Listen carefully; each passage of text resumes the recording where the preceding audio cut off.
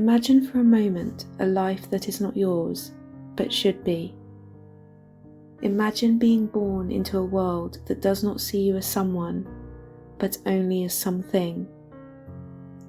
This is the life of a dairy cow, a being with desires, memories, family bonds, reduced to a machine for profit.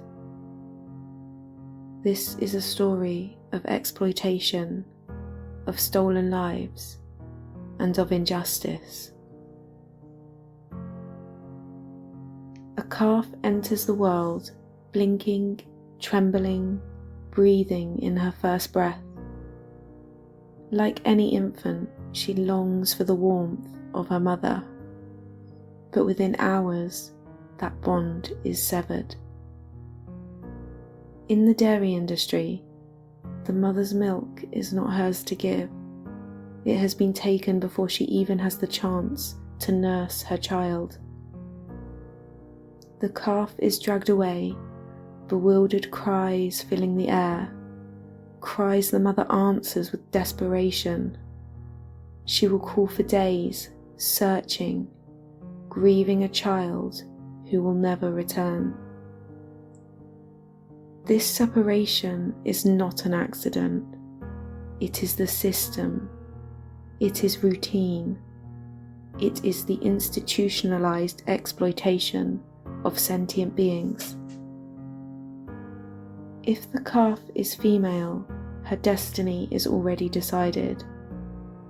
She will replace her mother, forced into the same cycle of impregnation, birth, separation, and endless milking.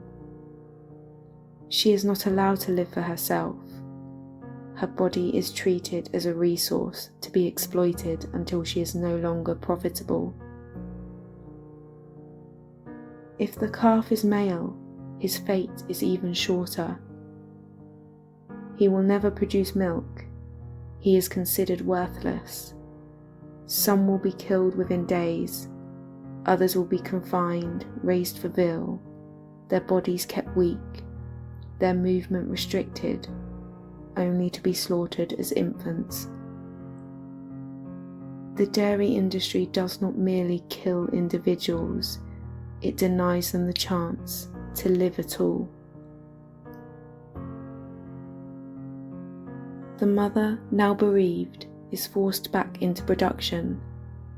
Humans invade her body through a process called artificial insemination, a sterile phrase masking a violent act. She is restrained, impregnated against her will, again and again. There is no consent, only domination. Her milk, meant for her calf, is siphoned by machines, day after day. Her body aches, her udders swell unnaturally, infections are common. She is treated as if her existence is justified only by what can be extracted from her. She is not seen as a mother, a friend, a someone. She is reduced to property. To speak only of the physical suffering is not enough.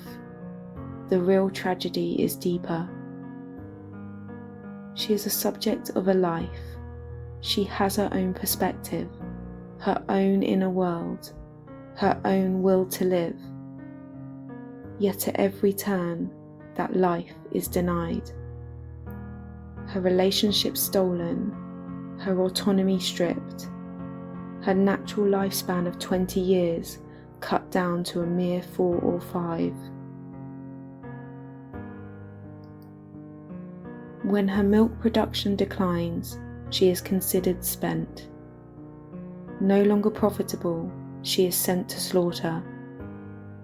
The journey is brutal. Transport without food, without water, without rest, and at the end, the final betrayal.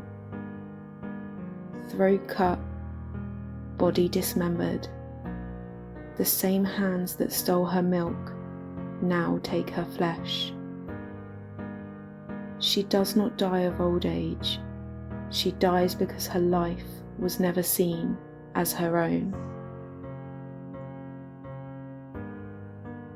Some will say there are kinder ways to do this, but there is no kind way to take what does not belong to us.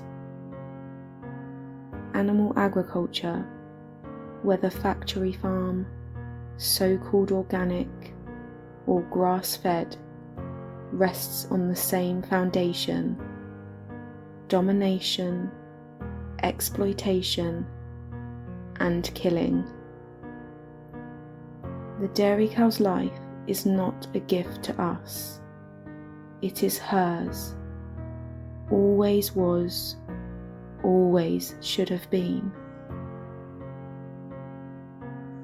Tom Regan wrote that animals are subjects of a life, individuals with inherent value, not things, not property, not commodities. To reduce a cow to a unit of production is to deny this truth. It is to participate in an injustice as grave as any history has known. Animal rights are not about bigger cages or cleaner stalls.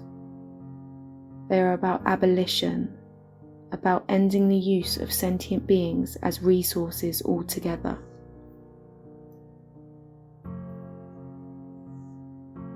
The dairy cow's story is not hers alone. It is shared by billions of animals every year. But it does not have to continue. We are the ones who can end it.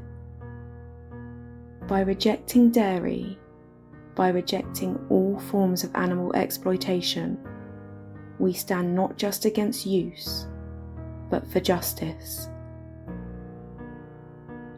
Veganism is not a lifestyle, it is a moral baseline, the recognition that their lives belong to them, not to us. The dairy cow is someone, not something, and she deserves more than survival. She deserves freedom.